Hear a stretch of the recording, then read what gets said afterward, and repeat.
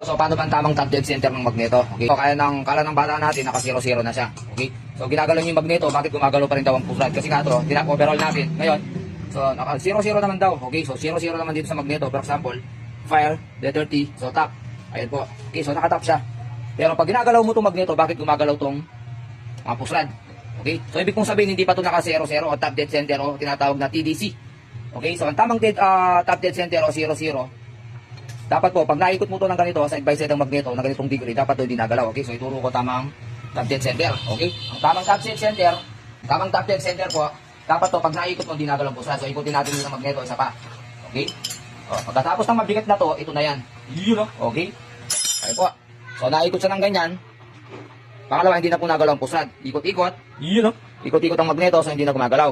Kaya itap natin dito yan, D30. Pagdating doon, okay. So ayan po tamang TDC. Once na ginawa mo ganitong degree ng magneto, hindi na